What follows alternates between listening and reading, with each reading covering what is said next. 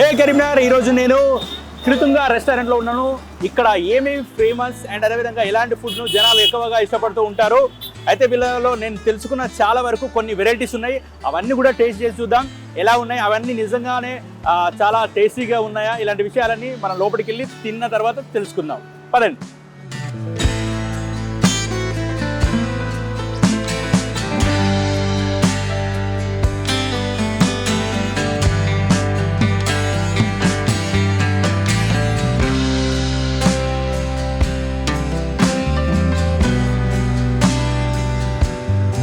So ఇప్పుడు మనకు ఈ కృతంగా రెస్టారెంట్లో ఏమేమి మంచి ఫేమస్ ఐటమ్స్, వచ్చిన వాళ్ళు ఎక్కువ అడిగే ఐటమ్స్ ఇక్కడ మనం తెప్పించుకున్నాం. సో ఇవి టేస్ట్ ఎలా ఉన్నాయో ఫస్ట్ మనం టేస్ట్ చేసిన తర్వాత చెప్తాను. ప్రస్తుతానికి మనం ఫస్ట్ పాయా సూప్ తోటి స్టార్ట్ చేద్దాం.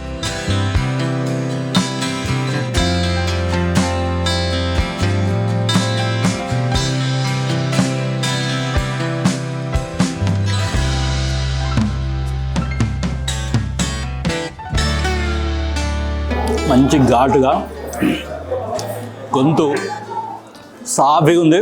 వెళ్తూ ఉంటే నిజంగా ఎంత బాగుందో, చాలా టేస్టీగా ఉంది. కొంచెం అల్లం వెల్లుల్లి పేస్ట్ కూడా ఆ టేస్ట్, ఆ ఫ్లేవర్ వస్తుంది. కొంచెం ఘాటుగా ఉండడానికి చాలా బాగుంది. Next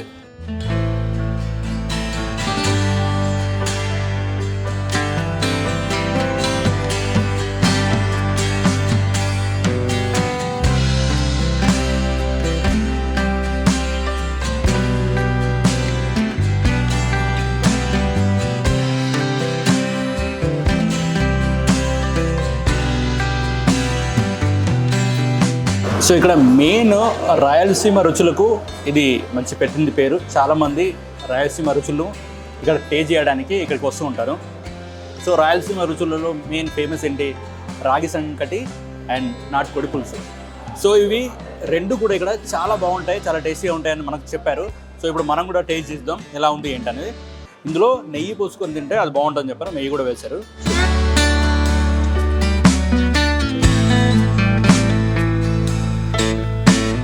super. దీంతో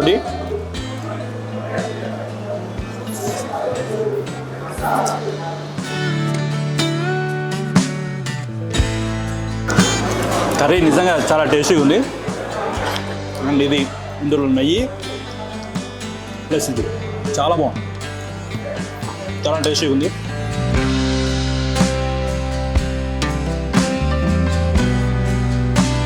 మీరు ఇది ఖచ్చితంగా టేస్ట్ చేయాల్సిందే, అంత బాగుంది. గీ వేసినప్పుడు దాని ఫ్లేవర్ కూడా చేంజ్ అయిపోయింది.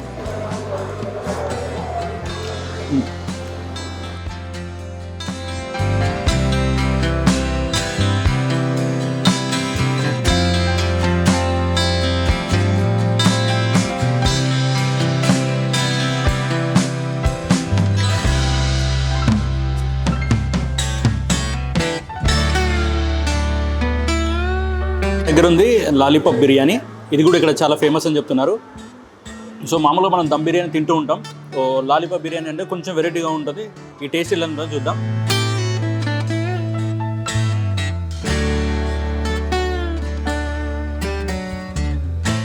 మంచి ఫ్రైడ్ లాలీపాప్, దీంతో పాటు బిర్యానీ కాంబినేషన్ కూడా చాలా బాగుంది. టేస్ట్ కూడా చాలా బాగుంది. దీనిలోకి ఈ సూప్ అని ఉంది. ఈ సూప్ కూడా చాలా బాగా సెట్ అవుద్ది.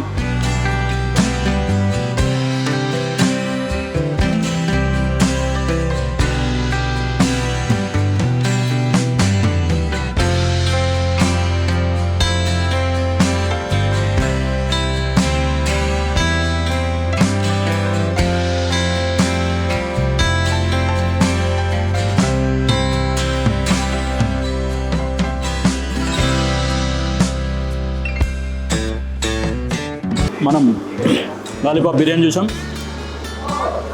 నాటుకోడి రాగి సంకటి చూసాం, పాయా సూప్ చూసాం. వెరైటీగా ఉన్నాయి. ఇప్పుడు దమ్ బిర్యానీ.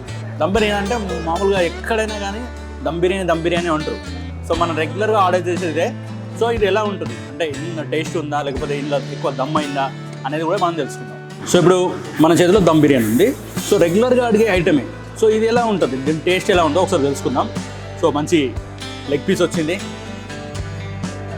సో ఇప్పుడు ఈ లెగ్ పీస్ తోటి ఈ రైస్ తోటి, రైస్ కూడా చాలా చాలా బాగుంది.